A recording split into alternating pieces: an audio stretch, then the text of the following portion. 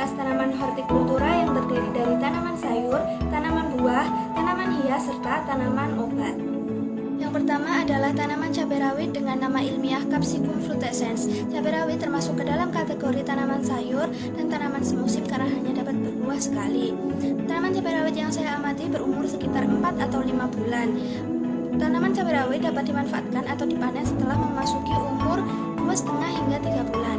Menurut Cahyani dan Suhrani, tanaman cabai rawit memiliki fungsi sebagai penyedia biogas karena memiliki zat capsaicin atau komponen perasa pedas yang bersifat antimikroba terhadap bakteri sehingga dapat menghambat pertumbuhan dan metabolisme bakteri.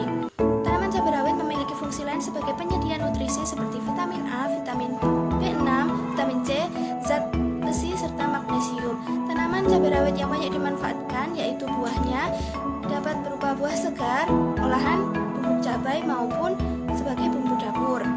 Cara perbanyakan tanaman cabai rawit dapat dilakukan secara generatif yaitu menggunakan biji serta secara vegetatif yang umumnya adalah stek batang. Yang kedua adalah tanaman belimbing atau belimbing manis dengan nama ilmiah Averrhoa carambola. Tanaman belimbing termasuk ke dalam kategori tanaman buah dan termasuk ke dalam tanaman tahunan karena dapat menghasilkan buah 4 kali per tahunnya. Tanaman belimbing yang saya amati berusia sekitar 2 atau 3 tahun. Tanaman belimbing dapat dimanfaatkan atau dipanen setelah menghasilkan buah pertama pada umur kurang lebih 2 tahun. Tanaman belimbing memiliki fungsi kesehatan sebagai stabilisator dan pemelihara lingkungan karena dapat menyerap gas-gas emisi dari kendaraan bermotor.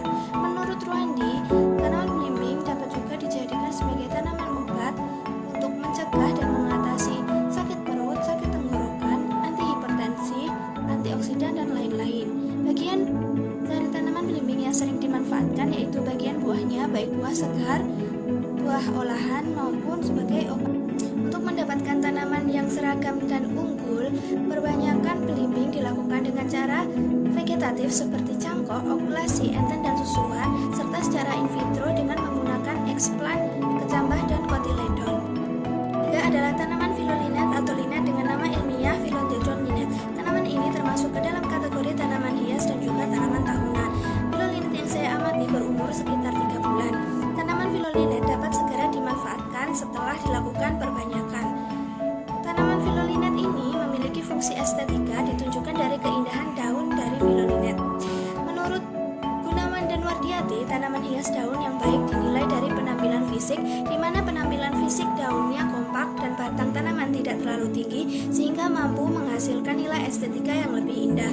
Bagian dari tanaman yang dimanfaatkan dari phyllolineth ini tentu saja daunnya. Perbanyakan yang dilakukan pada umumnya yaitu adalah pemotongan batang atas, stek bonggol, dan juga pemisahan anakan. Keempat adalah tanaman pinahong merah dengan nama ilmiah Andredera cordifolia. Tanaman ini termasuk ke dalam tanaman obat atau biofarmaka dan juga termasuk ke dalam tanaman tahunan. Pinahong merah yang saya amati berusia sekitar 5 atau 6 bulan.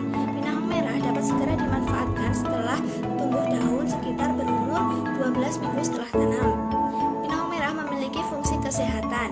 Menurut Anwar dan Soleha, pinahong merah berfungsi sebagai tanaman obat karena memiliki senyawa bioaktif yaitu flavonoid, saponin, steroid, dan kumarin yang berkhasiat sebagai antibiotik, antioksidan, serta antimikroba yang dapat menyembuhkan luka bakar, antihipertensi, menyembuhkan diabetes, serta menjaga stamina. Bagian pinahong merah yang dimanfaatkan yaitu bagian daun, akar, dan umbinya. Perbanyakan tanaman ini dapat dilakukan secara vegetatif dengan stek sulur, rimpang, serta umbi. Sekian pemaparan pengamatan kali ini. Terima kasih.